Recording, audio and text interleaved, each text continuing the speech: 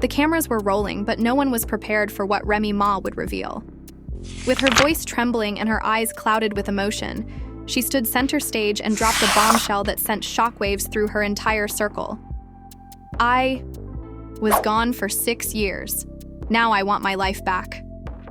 The silence that followed was louder than any scream. Rumors had been circling for weeks. Whispers of betrayal, of secrets kept in the dark, and a growing rift between Remy and those she once trusted most. But no one expected this, not even Papoose. Fans are already speculating. Is this the beginning of the end, or just the start of a comeback that could shake the entire hip-hop world to its core? As tears streamed down her face, Remy didn't hold back. Her voice cracked not just from pain, but from years of holding it all in. And when she finally let it out, it wasn't just a confession, it was a warning. Something's been broken behind the scenes, and tonight, we're getting closer than ever to the truth. What really happened during those 6 years? And why is Remy ready to reclaim it all, no matter the cost? Stay with us. This is just the beginning. Under the dim glow of studio lights, Remy Ma took a long breath, her hands clasped tightly together in her lap as if bracing herself for a storm she already knew was coming. It wasn't just about music anymore. It wasn't even about fame. It was about time. 6 years of silence, of being locked away from the world, from her dreams, from her family, and now she was back. But nothing felt the same. The world had moved on, people had changed, and the spotlight that once burned so brightly for her had dimmed in unexpected ways. Paparazzi had been circling like vultures ever since rumors started floating that all wasn't well in the Papoose-Remy household. The couple who once symbolized loyalty and endurance were now being pulled into headlines filled with tension and suspicion. Yet despite all the whispers, Remy had remained silent. Until now, she stared into the camera, her voice low but steady. I gave up everything to get back here. My voice, my career, my identity. And when I came home, it felt like I had to fight all over again, not just for my place in music, but for my place in my own life.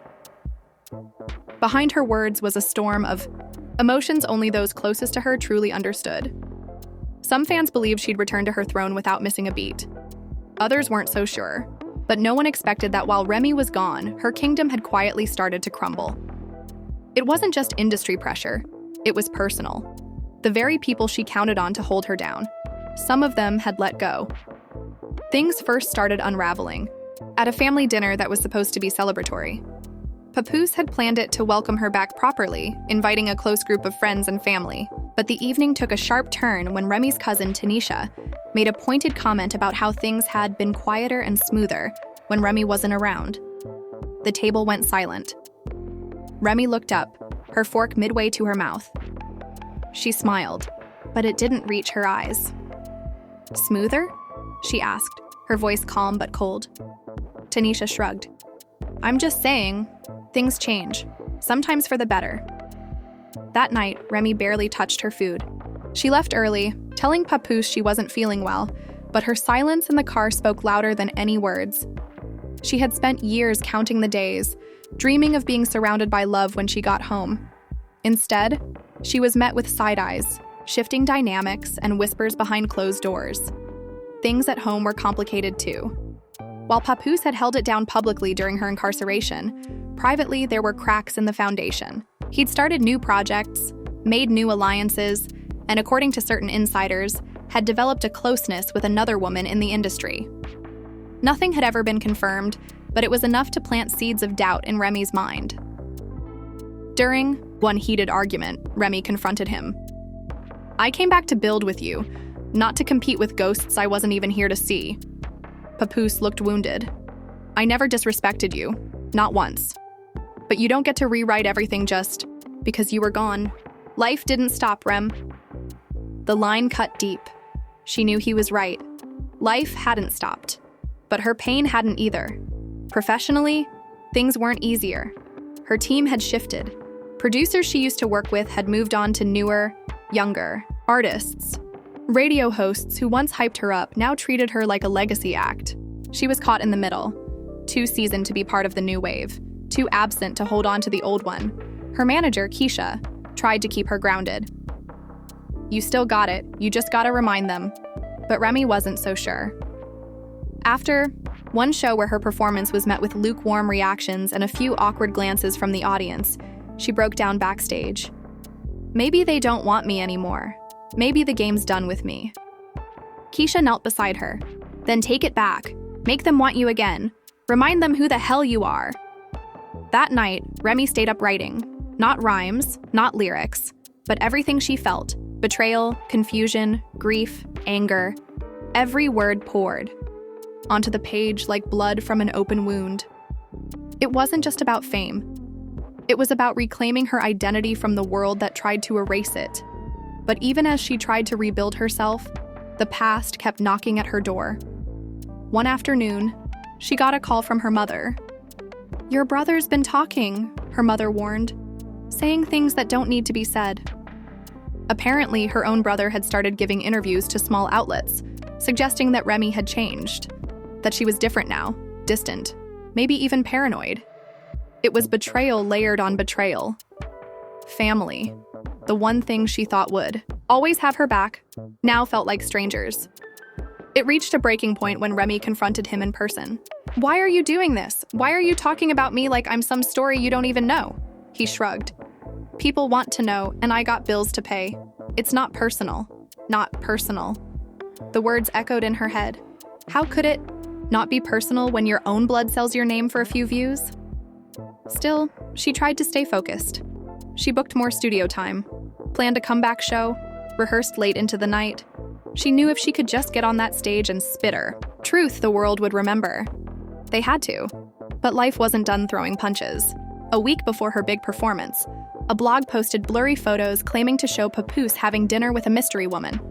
The captions were brutal. While Remy rehearses, Papoose relaxes with someone else, the image spread like wildfire. Twitter exploded with theories. Instagram was flooded with comments. Some fans defended him, others sided with Remy. And through it all, she remained silent. When she finally confronted him, he didn't yell, didn't deny, just looked tired. "Needed someone to talk to. You've been here, but you haven't really been here. It's like you brought the prison home with you." Those words crushed her, more than any headline, more than any betrayal. Because in that moment, she realized something she hadn't wanted to admit. Maybe she had changed. Maybe she wasn't the same woman who went in 6 years ago. Maybe the world didn't move on without her. Maybe she moved on without it. But even as everything seemed to fall apart, something inside her began to rise. A fire. A quiet rage. A voice telling her that she didn't go through everything she had just to let it all slip away now. She hadn't survived prison, public judgment, and private betrayal just to fade into the background. She was still here, still standing, still fighting. And if the world thought they'd seen Remy Ma's last chapter, they were in for a rude awakening. Remy stood in front of the mirror, her reflection staring back like a stranger she hadn't been properly introduced to in years. She studied her eyes, the lines on her face that deepened whenever she was tired or angry. Everything she had endured had carved itself into her features, like a map of pain and perseverance. But beyond the tiredness, beyond the scars, there was still a fire, dimmed maybe, but not extinguished. She didn't talk much about what happened during her time away. Most people assumed prison broke her, but what it really did was rebuild her. Brick by brick, day by day. She learned who she was when the music stopped, when the crowds disappeared, when it was just her and her thoughts in a tiny room. And now that she was back in the world, she realized the battle wasn't over. It had just changed location. When she walked into rehearsal the next day, her team noticed something was different. She wasn't talking, wasn't smiling, just nodding, listening, and moving with quiet intensity. The way she commanded the mic during soundcheck made everyone stop what they were doing. This wasn't someone trying to come back. This was someone already here, demanding to be felt. But not everyone was ready for her return. Her former label had been sending mixed signals. One minute, they were promising her top-tier producers. The next, they were pushing newer talent ahead of her on playlists and press runs. She felt like a guest in her own career, invisible unless needed, expendable unless viral. During a tense meeting, one executive told her plainly, You need to go viral again. You need a moment. Remy leaned forward. I'm not a meme. I'm not a stunt. I'm the moment. They didn't say much after that, but she knew the message had been received, even if it wouldn't change their behavior. Outside the business, her circle continued to shrink. Friends she once counted on were now posting subliminals, chasing clout, or just gone silent altogether. She used to believe loyalty was a two-way street, but now it felt like she was the only one paying tolls. One night, she got a DM from an old friend turned reality star, someone she used to trust. The message was short, sharp, and stung more than she expected. They say you changed. Maybe they right. Remy didn't respond. What could she even say? Maybe she had changed. Maybe she was supposed to. Amidst all this, she tried to focus on her family. Her son had grown so much in her absence, and she was desperate to be a mother again, not just in title, but in presence. But it wasn't easy. He had gotten used to a life without her guidance. He had his own rhythms now, his own ways of dealing with things. One night, she found him crying in his room. Not loud sobs, just quiet tears. She sat beside him, unsure of how to begin. I know I wasn't there, she finally said, and I can't get that time back. But I'm here now, if you let me be. He didn't say anything, just leaned into her shoulder. That was enough. For now. Yet even that moment of peace was short-lived. Tabloids had caught wind of a rumored altercation between Remy and another cast member from a popular reality show. The story exploded. Headlines exaggerated every word. According to them, Remy had lost control, thrown punches, screamed threats. None of it was true. But in a world where perception is currency, facts didn't matter. Her publicist begged her to issue a statement, to apologize, to spin it. Remy refused. I'm not explaining myself for something I didn't do. But silence, too, can be a statement. And the damage was done. Sponsors paused deals. Appearances got canceled. Her name started trending, but for all the wrong reasons. Papoose tried to shield her from it, but they were barely speaking. The distance between them had become more than emotional. They were living like roommates. Polite, distant, careful. The love was still there. Buried under years of tension and things left unsaid, one night, he finally broke the silence. Do you even want to fix this? She looked at him, exhausted. I don't know how. The room went quiet again. It was during this period that she began therapy.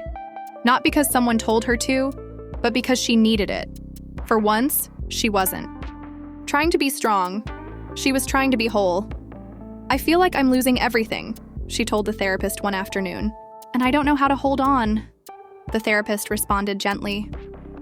Maybe it's not about holding on. Maybe it's about letting go of what no longer serves you. Those words lingered. They followed her back to the studio, to her home, to her thoughts at night. She began writing again. Not for albums or projects, but for herself. Poetry, journal entries, late-night thoughts scribbled in the notes app of her phone. It was raw, unfiltered, and painfully honest, and as the words poured out, so did the weight. Slowly, she started feeling lighter. Not healed, not fixed, but lighter. Then came an unexpected call from an old collaborator, someone she hadn't spoken to in years. I heard you're working again, he said. If you're serious, I got something that fits your voice perfectly. They met up, and for the first time in a long while, Remy felt seen. Not as a comeback story. Not as someone trying to chase relevance. Just as an artist. Someone with something real to say. The track was haunting, slow, and heavy with emotion. When she stepped into the booth and started rapping, everyone in the room went silent. Every bar was personal. Every line hit like truth wrapped in rhythm. No bravado, no posturing, just her. When she finished, there were no cheers, just a quiet moment of understanding. Everyone knew they had witnessed something powerful. The next day, the producer sent her the mastered version. She played it alone in her car, staring at the city lights as her own voice filled the air. She didn't recognize the person in the lyrics, but she respected her. Meanwhile, rumors about her and Papoose continued to swirl. People claimed he was moving out. Others said she had filed for divorce. None of it had been confirmed, but neither of them denied it. Their silence spoke volumes. Still, Remy stayed focused. She booked a video shoot for the new track, funded it herself, directed it herself. Every frame was a reflection of her journey. Broken mirrors, abandoned buildings, flickering lights. Nothing glossy, nothing fake. When the video dropped, it didn't go viral in the traditional sense. No dance challenges, no shock value. But it resonated. Deep. Fans flooded her DMs with messages of support. Some said it helped them through their own struggles. Others just thanked her for being real. And for the first time in a long time, Remy didn't feel like she was chasing something. She was just being. The chaos hadn't stopped. The media hadn't backed off. But she had found something even more important than peace. Clarity. The clarity didn't solve everything. It didn't magically erase the pain or fix what was broken between her and Papoose. It didn't silence the internet or soften the headlines. But it did something better. It gave her permission to stop pretending. Remy had spent so much of her life performing, not just on stage, but in her everyday existence. Pretending she was okay. Pretending she didn't care. Pretending the betrayal didn't cut deeper than the bars she wrote. But now she was tired of pretending. The next time she saw Papoose, it wasn't planned. He came by to drop off something for their son. But the conversation that followed hadn't been part of the agenda. They stood in the kitchen, both hesitant. He looked like he wanted to speak, but didn't know where to begin. So she broke the silence. I wrote something about us. His eyes narrowed slightly, curious but guarded. A song? No, a letter. You don't have to read it. I just needed to write it. He nodded slowly, then stepped closer. Can you read it to me? Her breath caught in her throat, but she nodded. She pulled out her phone, scrolled to the note, and began to read. Her voice didn't tremble, but her heart did with every line. She talked about how much she loved him, how much she resented him, how they stopped listening to each other, how somewhere between loyalty and silence they forgot how to speak honestly. When she finished, the room felt too small for the moment they were standing in. Papoose exhaled. You really felt all that? She nodded. Still do. He sat down, rubbed his hands over his face, and for the first time in a long time, he looked tired too.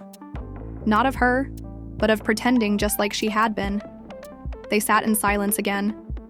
This time, not because there was nothing to say, but because the truth had finally been spoken. They didn't hug. They didn't cry. They didn't fix everything in that moment. But something shifted. They both felt it. A few days later, Remy received an invitation to speak on a panel for women in hip-hop. Normally, she would have passed, not wanting to be dissected in public. But something about this felt necessary. On stage, she spoke her truth. About being a woman in a man's world. About going from the studio to a cell and back again. About love, and how messy it gets when it's real. The audience didn't applaud every sentence, but they listened, and that was more than she expected. Afterward, a young girl approached her. Maybe 19, nervous hands, soft voice. I just wanted to say thank you. You're the reason I write. Remy smiled genuinely. Don't stop writing, even when it hurts, especially when it hurts. Back in the studio, her team was noticing the change. She was sharper, clearer, less reactive, more intentional. She still had that fire, but now it was focused. She wasn't swinging at shadows anymore. She was aiming for legacy. Then came the call she didn't expect. A major network wanted to greenlight a limited docuseries about her. Not just the music, the motherhood, the marriage, the mistakes. They wanted it all. She paused. Part of her wanted to decline. The other part, the louder part, knew this was her chance to own her narrative completely. So she agreed, but on one condition: full creative control. Filming started the following month. It wasn't glamorous, it was raw. They filmed her in therapy. They filmed the awkward silences between her and Papoose. They captured her laughing with her son, crying in the booth, sitting on the floor in sweats with no makeup, scrolling through hateful comments and choosing not to respond. One night, during a late shoot, the director asked her what scared her the most. Being forgotten, she said without hesitation. Or worse, being misunderstood. The episode started rolling out, and the internet did what it always does. Some judged, some praised, most speculated. But the people who mattered saw her, really saw her. Bookings picked up again, brand deals returned. Blogs that once tore her down were now calling the doc brave and vulnerable. But Remy didn't care about the applause anymore. She cared about the truth. And for the first time in years, she felt like she was finally telling it. But just when she thought the storm had passed, another wave hit. A photo surfaced. Grainy, poorly lit, but unmistakable. It showed Papoose at dinner with another woman. Not touching, not kissing, just talking. But the internet didn't need facts to spin a story. Papoose moves on. One headline read, "Remy Ma replaced," said another. The blogs feasted. Social media erupted. Remy sat on her couch staring at the photo. It didn't hurt in the way she expected. It just felt tired, like watching a rerun of a show she no longer had the energy to invest in. He called her the next day. "It's not what it looks like." "I know," she replied softly. "But even if it was, that's your decision." He paused. "You're not angry?" "No," she said. "Just done with the noise." And she meant it. This wasn't bitterness, it was clarity. The kind that comes when you stop trying to make something fit that's been falling apart for years. So she kept working, kept writing, kept mothering, kept healing. Her new track dropped, a stripped-down piece with no beat, just her voice over soft piano. A confession in audio form.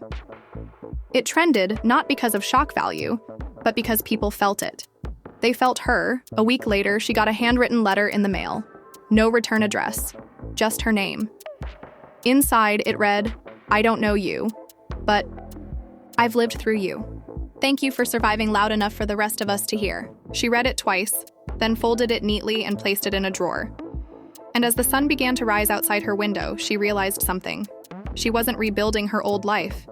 She was building a new one, on her own terms. The morning felt different, quieter, but not the kind of quiet that comes from loneliness. It was the quiet that follows chaos, the kind that finally allows you to hear your own thoughts again. Remy sat by the window with her tea, her son playing quietly in the next room, and for the first time in a long time, she didn't feel like she was holding her breath. Her phone buzzed, a message from her manager reminding her about the upcoming studio session. She didn't feel rushed. She didn't feel pressure. She just felt ready. On the way to the studio, she passed by a mural. It was new. Her face was on it. Not the young Remy from the mixtape days, but the woman she had become. Strong, bruised, but not broken. She smiled to herself. Not out of ego, but because it felt like someone out there finally understood. In the studio, the energy was different. Her producer played a beat she had never heard before. It wasn't hard-hitting. It wasn't club-ready. It was something more vulnerable, more soulful. She closed her eyes, took a deep breath, and started to freestyle. Not about anyone else, but about herself. The words poured out, raw and unfiltered. She spoke about motherhood, betrayal, public shame, private healing, late nights staring at the ceiling, prayers whispered when no one was listening, and dreams she still held close. When the track ended, no one in the room said a word, not because it wasn't good, but because it was honest. And sometimes honesty doesn't need applause. It just needs to be heard. As she left the booth, one of the engineers pulled her aside. "That was real," he said. "Not many do that." "Anymore?" She nodded.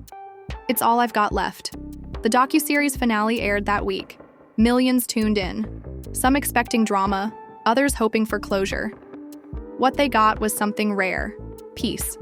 In the last scene, Remy stood on a rooftop, city lights behind her, narrating her own story in a way only she could. "I'm not a victim," her voice echoed. "I'm not perfect. I've hurt and been hurt, but I'm still here, and that means something." The internet responded with something unexpected: respect. Even those who once dragged her through the mud admitted they had judged too quickly, misunderstood too easily. Brands started calling again. Not just the ones offering money, but the ones that aligned with who she was now. Advocacy campaigns, youth programs, mental health partnerships. She accepted only what felt real. Papoose, meanwhile, had taken a step back from the spotlight. He wasn't out partying. He wasn't chasing clout. He was simply quiet. They still co-parented, still communicated when needed. But the romantic part of their story had ended, and both of them had finally accepted that. One night, while scrolling through her DMs, she came across a message from someone she hadn't spoken to in over a decade. An old friend, once like family, now a distant memory. The message was short. "You found your voice again. Proud of you," she replied with just one line.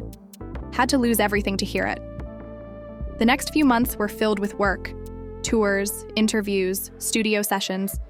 But unlike before, she wasn't chasing validation. She was creating because it healed her, because it reminded her of who she was before the world tried to tell her otherwise. At an award show, she was presented with a Lifetime Achievement Trophy. The crowd gave a standing ovation. She walked up, not in a designer gown, but in something simple and elegant. She looked out at the crowd, some familiar faces, some strangers, and said what had been on her heart for years. This isn't about awards. It's about survival. It's about falling apart and putting yourself back together so many times that you forget what the original version even looked like. It's about telling the truth, even when it scares you, especially when it scares you. After the show, she returned to her hotel room, kicked off her heels, wiped off her makeup, and sat on the floor. Not out of exhaustion, but reflection. She pulled out her journal, the same one she'd started when the scandal broke, and turned to the last page. She wrote, "I didn't win because they forgave me. I won because I forgave myself." The next morning, her son crawled into bed beside her, sleepy-eyed and warm. "Mom, you happy now?" She looked at him, tears stinging the corners of her eyes. Not from sadness, but from how deeply she meant her answer. "Yeah, baby, I am." He smiled and curled up beside her. She held him tight, breathing in the moment.